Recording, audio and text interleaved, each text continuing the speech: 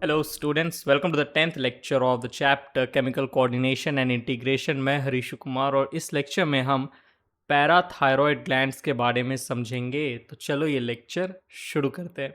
चलिए स्टूडेंट, तो जब आप पैराथायरॉयड ग्लैंड के बारे में एनसीईआरटी में पढ़ोगे आपको ये पैराग्राफ मिलेगा।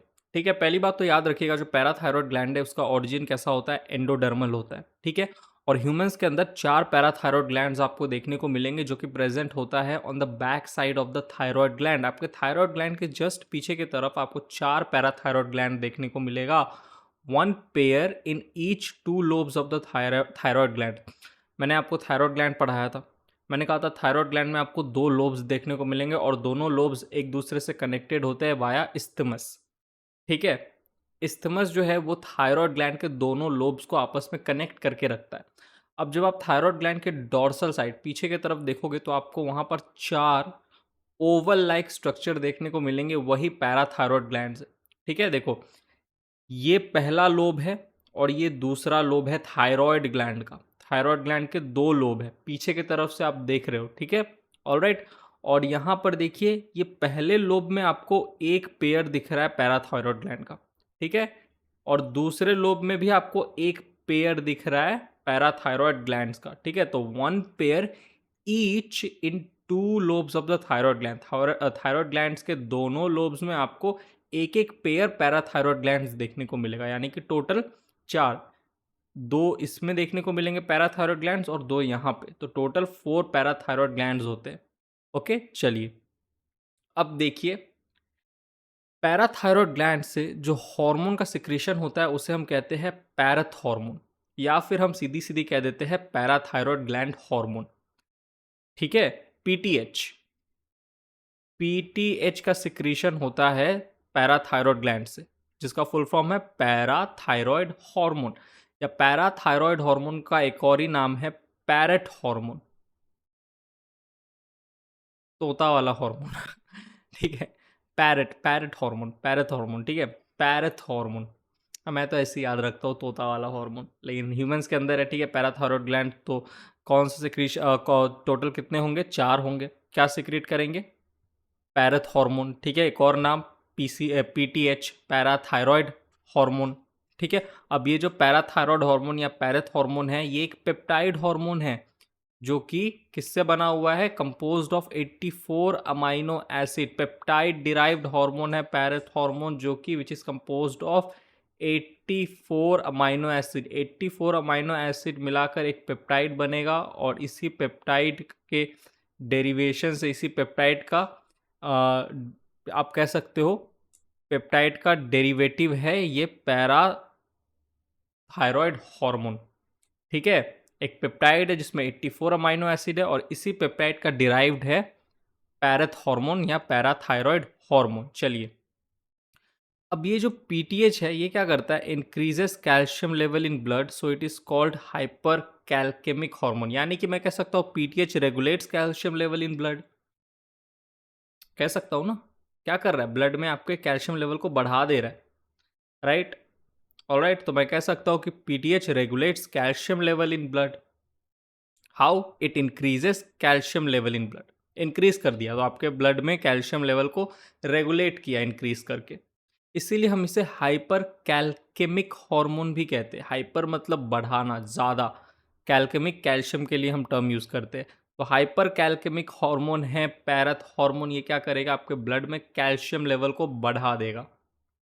चलो देखिए, अब याद रखिए एक चीज़, पिछले लेक्चर में मैंने कहा था थायरॉयड ग्लैंड, आपका जो थायरॉयड ग्लैंड है उसका स्ट्रोमल टिश्यू का पार्ट है पैराफोलिकल सेल्स। याद आ रहा है, आपका थायरॉयड ग्लैंड से, आपके थायरॉयड ग्लैंड का जो 2 पार्ट होता है, एक ग्लैंडुलर पार्ट जो कि फॉलिकल्स का बना है, थायरॉयड फॉलिकल्स का, और एक स्ट्रोमल टिश्यू। ठीक है, स्ट्रोमल पार्ट आपके थायरॉयड ग्लैंड का, और उस स्ट्रोमल टिश्यू का पार्ट है पैराफॉलिकल सेल। और पैराफॉलिकल सेल से एक हार्मोन का सिक्रीशन होता है जिसे हम कहते हैं टीसीटी या फिर थायरोकैल्सिटोनिन। ये भी याद करो, कैल्शियम लेवल को रेगुलेट कर रहा था आपके ब्लड में। ठीक है, along with thyrocalcitonin, PTH plays a significant role in calcium balance in the body. ठीक है, पीटीएच और थायरोकैल्सिटोनिन ये दोनों मिलके आपके बॉडी में, आपके ब्लड में कैल्शियम लेवल को बैलेंस करके रखते हैं, कैल्शियम लेवल को रेगुलेट करते हैं। PTH and thyrocalcitonin are antagonistic hormone that regulates blood calcium level। देखो एंटागोनिस्टिक हार्मोन का मतलब क्या, ऐसे हार्मोन जो एक दूसरे के अगेंस्ट काम करे। थायरोकैल्सिटोनिन क्या करता है, आपके ब्लड में कैल्शियम लेवल को घटा देता है। वहीं पीटीएच क्या करता है, आपके बॉडी, आपके ब्लड में, आपके बॉडी में, आपके ब्लड में कैल्शियम लेवल को बढ़ा देता है।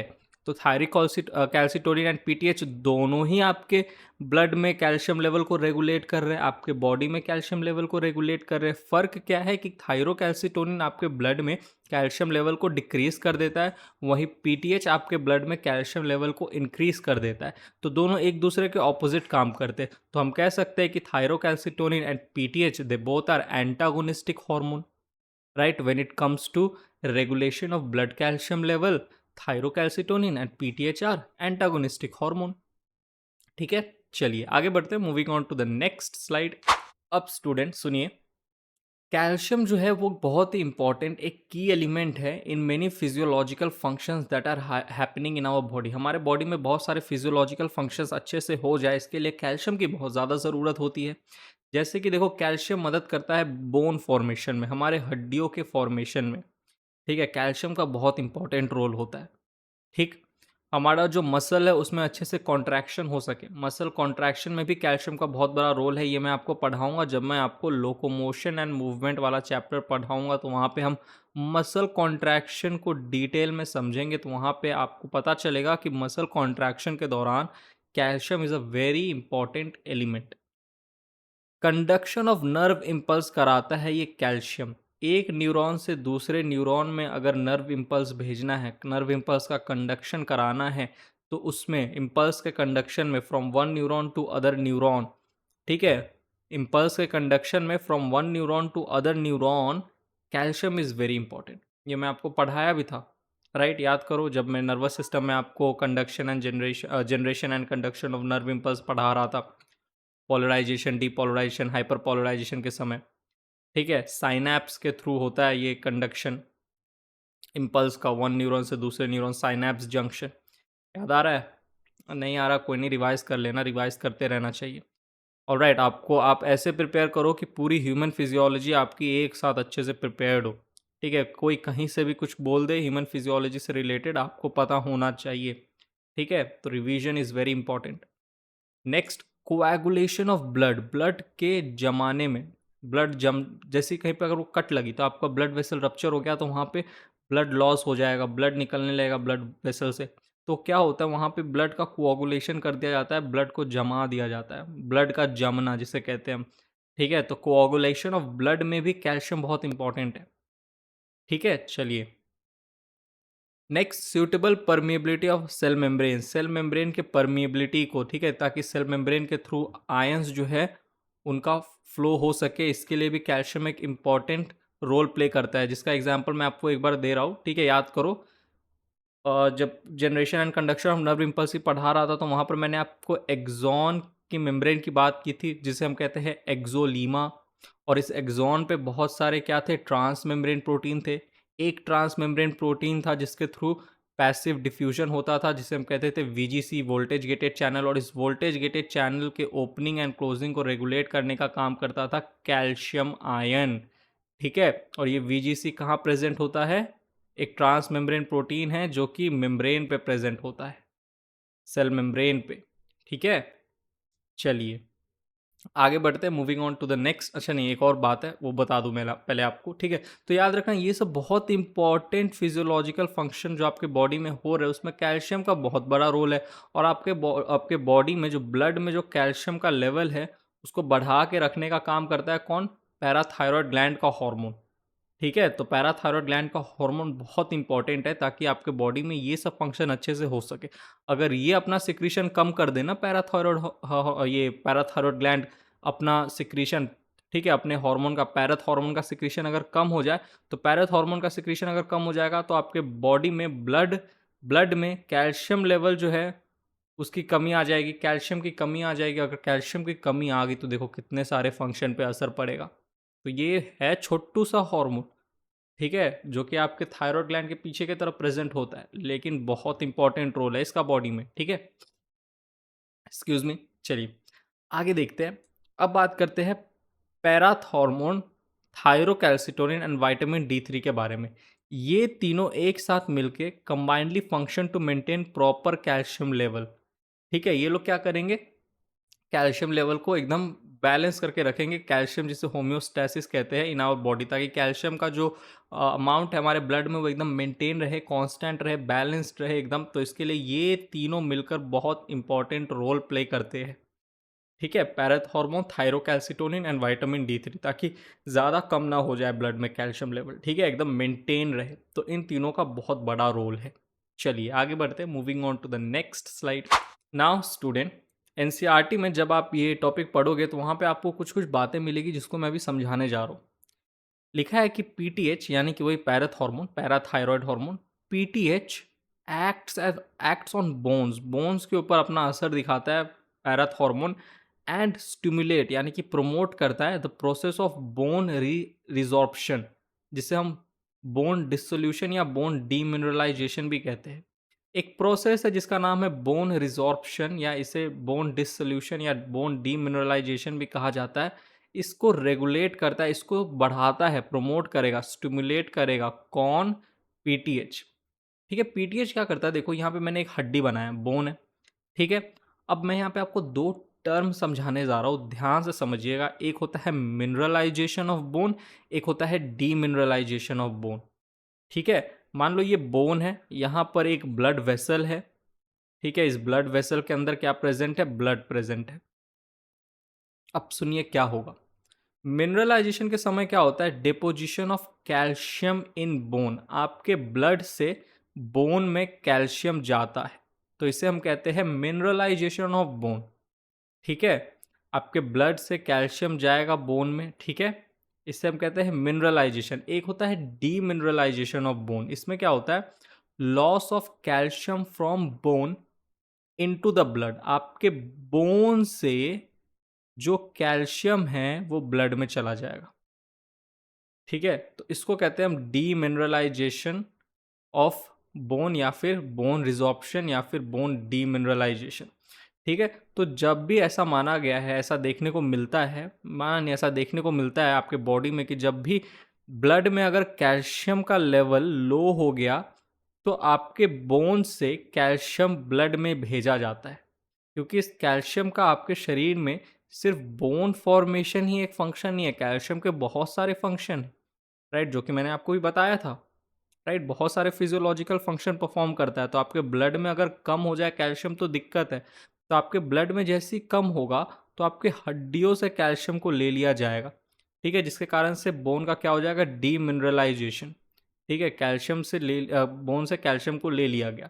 ठीक, तो इसी प्रोसेस को हम कहते हैं डीमिनरलाइजेशन ऑफ बोन, ताकि ब्लड में कैल्शियम का लेवल मेंटेन रहे। क्योंकि पीटीएच क्या करता है? ब्लड में कैल्शियम लेवल को बढ़ाता है। ठीक है, तो बढ़ाने के लिए ये क्या करेगा? बोन से कैल्शियम को सिक्रीट करवा देगा ब्लड में। ठीक है, PTH acts on bones and stimulate the process of bone resorption या बोन डिसोल्यूशन या बोन डीमिनरलाइजेशन। ठीक, पीटीएच जो है ये also promotes reabsorption of calcium ion by the renal tubules. ठीक है, देखो, ऑलराइट, आपका जो किडनी है, ठीक है, ये किडनी, किडनी का जो basic structural and functional part है वो क्या है? नेफ्रॉन है, नेफ्रॉन। ठीक है, इस नेफ्रॉन में क्या कराएगा? ये जो पीटीएच है ये नेफ्रॉन में यूरिन पास होता है। यूरिन आपको पता है कलेक्टिंग डक्ट, और अब नेफ्रॉन के थ्रू यूरिन जो है फ्लो करता है, और राइट, किडनी के थ्रू यूरिन जो है फ्लो करेगा। तो ये जो पीटीएच है यह क्या करेगा? आपके किडनी पे एक्ट करेगा, आपके नेफ्रॉन पे एक्ट करेगा, और आपका जो यूरिन है वहाँ से कैल्शियम का रीअब्जॉर्प्शन कराएगा। ठीक है, इस यूरिन से कैल्शियम आयन का रीअब्जॉर्प्शन कराएगा।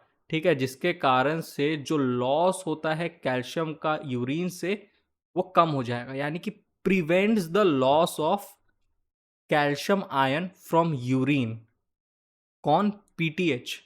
ठीक है, और इस कैल्शियम आयन का रीअब्जॉर्प्शन करके इस कैल्शियम आयन को ब्लड में डाल देगा, तो ब्लड का कैल्शियम लेवल बढ़ जाएगा। ठीक है, ऑलराइट, तो जो यूरिन से जो आपका लॉस हो रहा है कैल्शियम को, उसको प्रिवेंट करता है। ठीक है, आपके रेनल ट्यूब्यूल्स पे ये काम करता है। ठीक है, रेनल ट्यूब्यूल्स जो कि नेफ्रॉन का हिस्सा है, नेफ्रॉन का हिस्सा, और नेफ्रॉन किसका हिस्सा है? किडनी का हिस्सा है।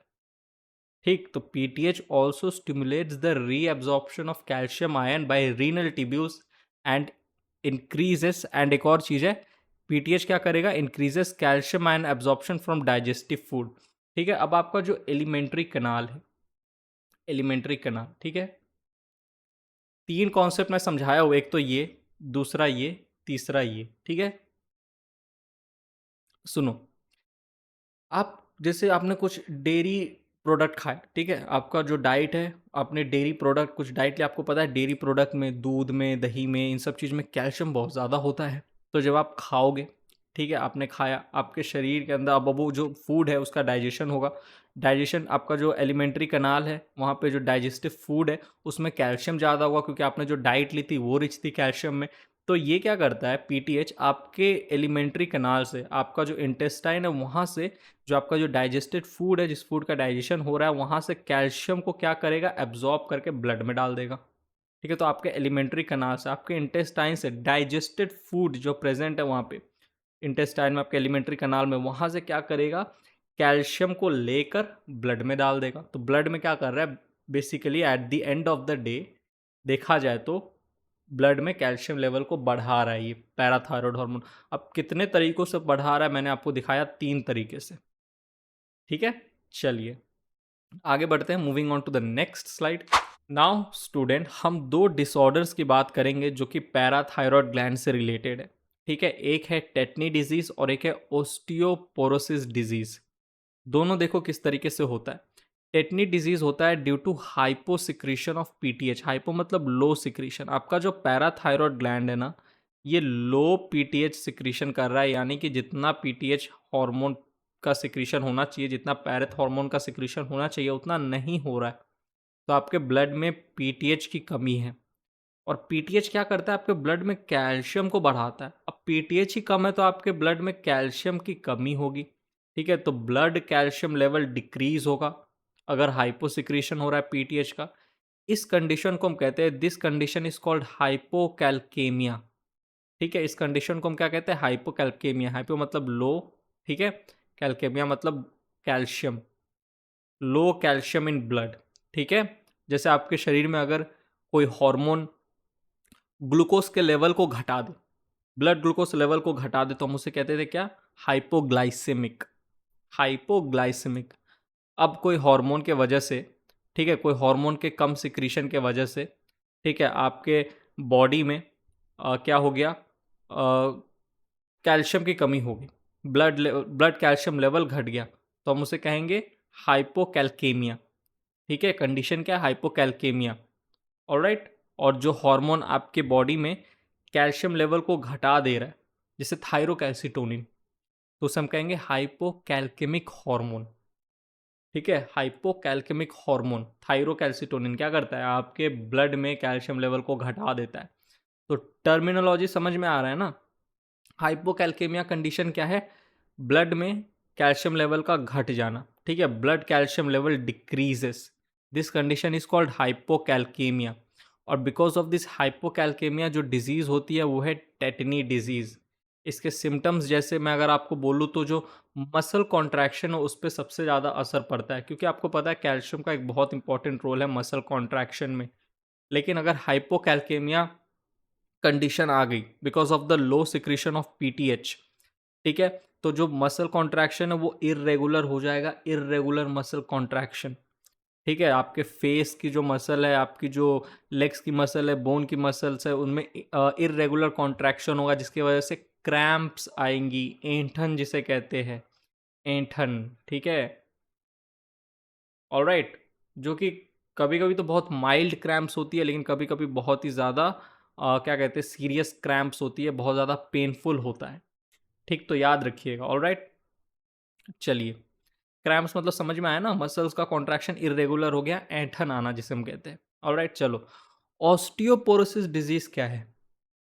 Cause due to hyper secretion of PTH. अब इसी पीटीएच का सिक्रीशन बढ़ गया, हाई सिक्रीशन हो गया, यानी कि ब्लड में कैल्शियम लेवल बढ़ गया। अरे ये बहुत ज़्यादा पीटीएच का सिक्रीशन कर रहा है, तो आप जो जाहिर सी बात है बहुत ज़्यादा कैल्शियम लेवल जो है आपके ब्लड में बढ़ जाएगा, कैल्शियम का जो लेवल आपके ब्लड में बढ़ जाएगा, तो इस कंडीशन को हम कहेंगे हाइपर कैल्केमिया।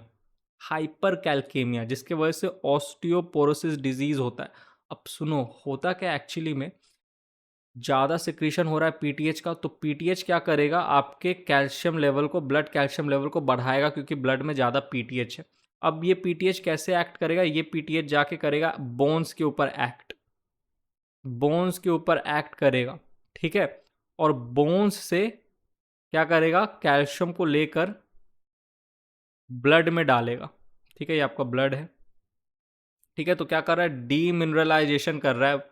बोन का क्या हो रहा है, डीमिनरलाइजेशन हो रहा है। जो कैल्शियम है वो बोन से ब्लड में आ रहा है, जिसके वजह से जो बोन है वो कैसा हो जाएगा, वीक हो जाएगा, थिन हो जाएगा। बोन वीक हो जाएगा, थिन हो जाएगा, पोरस हो जाएगा। पोरस मतलब छोटे छोटे पोर्स आपको बोन्स में देखने लग जाएंगे, क्योंकि बोन का क्या हो रहा है, डीमिनरलाइजेशन हो रहा है, जिसके वजह से बोन जो है धीरे धीरे अंदर से हॉलो हो जाने लगता है, बोन वीक हो जाने लगता है, थिन हो जाने लगता है। इसीलिए हम इस डिजीज का नाम रखे क्या, ऑस्टियोपोरोसिस। ऑस्टियो का मतलब क्या, बोन।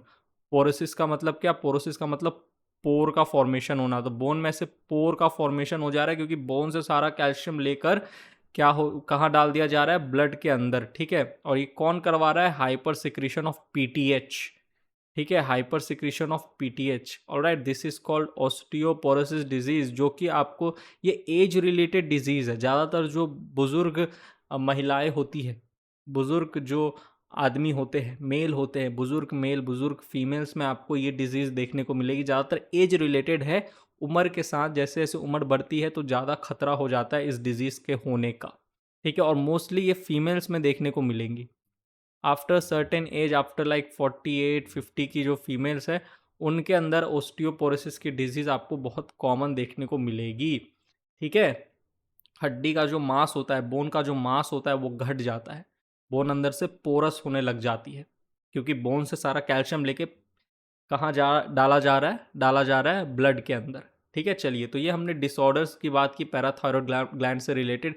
एक टेटनी, एक ऑस्टियोपोरोसिस, हालांकि एनसीईआरटी में दोनों ही मेंशन नहीं है, बट अगर पूछ भी ले आपसे पैराथायरॉयड थायराइड हार्मोन के डिसऑर्डर्स के बारे में, तो यही दोनों बहुत कॉमन डिसऑर्डर्स है जो कि पैराथायरॉयड हार्मोन या पैराथायरॉयड ग्लैंड से रिलेटेड होता है, ठीक है। तो अगर नीट में आ भी गया तो इससे तो बाहर नहीं आएगा। चलिए, तो यहाँ पर हमने पैराथायरॉयड हार्मोन, पैराथायरॉयड ग्लैंड, ठीक है, पैराथायरॉयड ग्लैंड द्वारा सिक्रीटेड पैरथ हार्मोन के बारे में हमने बात की। ऑलराइट, चलिए, तो अगले लेक्चर में हम जिस ग्लैंड की शुरुआत करेंगे, अभी मैं बता देता हूँ, वो ग्लैंड है थाइमस ग्लैंड।